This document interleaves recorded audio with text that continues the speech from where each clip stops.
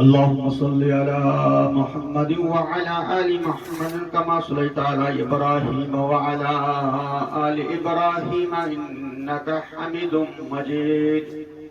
اللهم بارك على محمد وعلى آل محمد كما باركت على إبراهيم وعلى آل إبراهيم إنك حميد مجيد.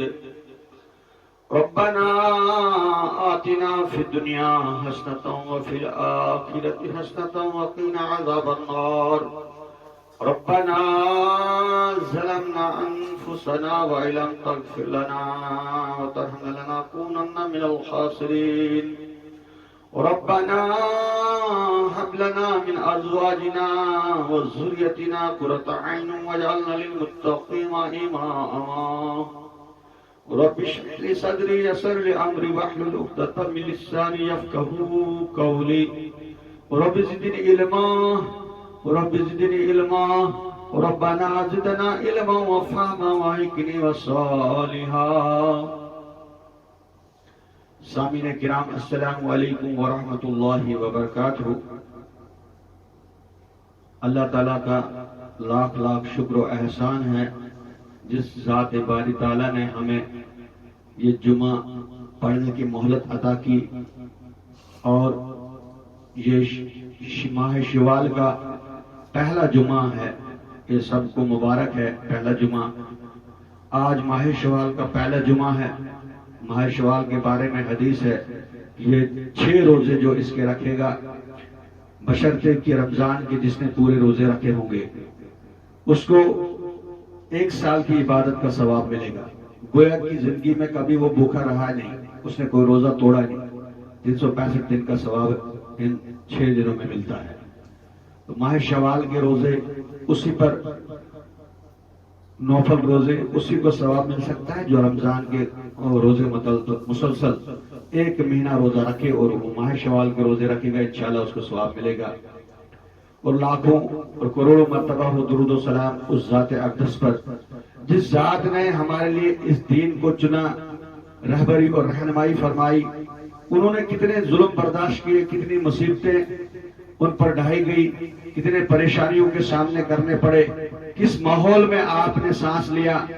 وہ جہالت کا ماحول تھا, مشرکوں کا ماحول تھا, شرک و بدعت عام تھا, لیکن آپ صلی اللہ علیہ وسلم جب اس ماحول میں سانس لیتے ہیں تو ایک اہم ذمہ داری آپ پر سونپی جاتی ہے. غار حرا میں آپ صلی اللہ علیہ وسلم توشہ نشینی کر رہے تھے. رمضان کا مہینہ تھا اور فرشتہ محبوس ہوتا ہے اور ان پر 5 آیتیں نازل ہوتی ہیں اور ایک سورت اس رات میں نازل ہوئی. وہ شب قدر کی رات تھی, وہ بھی رمضان کے مہینے میں تھی. وہ گزر چکی, وہ شبیں گزر چکی. اب آئندہ انشاءاللہ ہم زندہ رہیں نہ رہیں, آئندہ وہ موقع ملے نہ ملے, لیکن اللہ تعالیٰ سے دعا ہے کہ وہ ہمیں پھر رمضان کی وہ بہاریں دکھائے. بہرحال میں نے آپ کے سامنے جو سورت تلاوت کی ہے وہ سورہ انفطار. یہ سورت آپ کو آخری پارے میں ملے گی. یہ قرآن کی 82ویں سورت ہے. سورت نمبر 82, پارہ نمبر 30 اور سورت نمبر 82 یہ قرآن کی آخری سورتوں میں سے ہے. اس سورت میں اللہ تبارک تعالیٰ قیامت کا نقشہ کھینچتا ہے.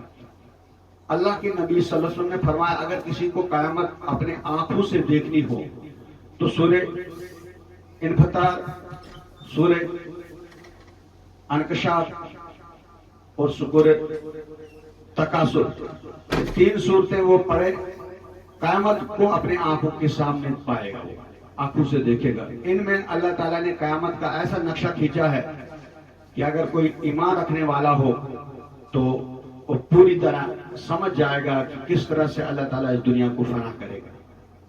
بہرحال میں نے آپ کے سامنے سورہ انفطار تلاوت کی ہے تو اس میں پہلے لفظ میں آیت انفطار میں آیا ہے کہ وَإِذَا السَّمَاءُ انفطرت, پھٹنے کا نام لیا گیا ہے. وَإِذَا السَّمَاءُ انفطرت, جب آسمان پھٹ جائے گا, یعنی اتنا بڑا آسمان ہے، ابھی تک کسی مفکر نے اس کی چوڑائی نہیں ناپی ہے، نہ اس کو دیکھ سکا ہے کوئی بھی دنیا کا مفکر کہ آسمان کہاں سے شروع ہوتا ہے کہاں ختم ہوتا ہے۔ دنیا کے بڑے مفکر ہیں، دنیا میں بڑے دانا ہیں، لیکن ابھی تک اللہ تعالیٰ کی ایک اس چھوٹی سی چیز کو نہیں سمجھ پائے کہ آسمان اس کی بلندی کتنی ہے، اس کی گہرائی کتنی ہے، اس کی چوڑائی کتنی ہے۔ تو اللہ تعالیٰ یہاں فرماتے ہیں وَإِذَا السَّمَاءُ انفَطَرَتْ، جب آسمان پھٹ جائے گا، کیا منظر ہوگا اس وقت جب آسمان پھٹ جائے گا؟ جس آسمان میں سیارے ہیں، جس آسمان میں ستارے ہیں، جس آسمان میں گلکسائیں ہیں، جس آسمان میں کہکشائیں ہیں، یہ آسمان جب پھٹ جائے گا تو دنیا اندھیرے میں ڈوب جائے گا۔ پچھلی سورج میں اللہ تبارک و تعالیٰ فرماتے ہیں وَإِذَا الشَّمْسُ كُوِّرَتْ، اور جب سورج بند کر دیا جائے گا۔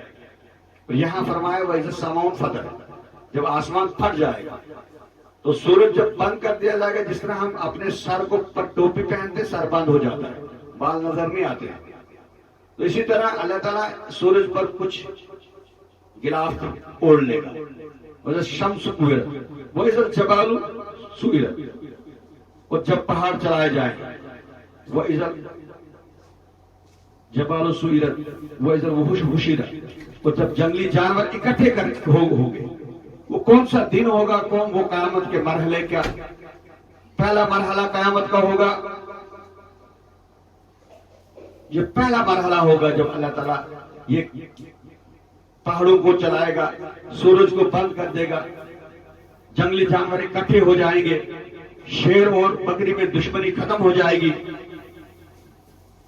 شیر اور بکری ساتھ ساتھ چلیں گے، یہ قیامت کا منظر ہوگا۔ اس وقت انسان کو جینے کی تو چھوڑو، جانور کو اپنی نفس کی نہیں پڑی ہوگی، شیر اور بکری اکٹھے ہوں گے، شیر کسی کا شکار نہیں کرے گا، سانپ کاٹنا چھوڑ دے گا، بچھو ڈسنا چھوڑ دے گا، ہاتھی کو چلنا چھوڑ دے گا، جنگلی بھیڑیے اکٹھے ہو جائیں گے۔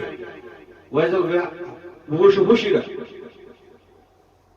اور یہاں فرمایا وَإِذَا السَّمَاءُ انفَطَرَتْ وَإِذَا الْكَوَاكِبُ انتَثَرَتْ، اور جب ستارے جھڑ پڑیں گے، جب آسمان پھٹ جائے گا تو قدرتی طور پر ستارے جھڑ پڑیں گے، کیونکہ سائنسی ٹیکنالوجی جہاں ہے، سائنسی ٹیکنالوجی کو اگر ہم دیکھتے ہیں تو سارا نظام سورج پر ہے۔ جب سورج کو بند کر دیا جائے گا آسمان قدرتی گر جائے گا، جب آسمان گر جائے گا تو ستارے بھی گر جائیں گے۔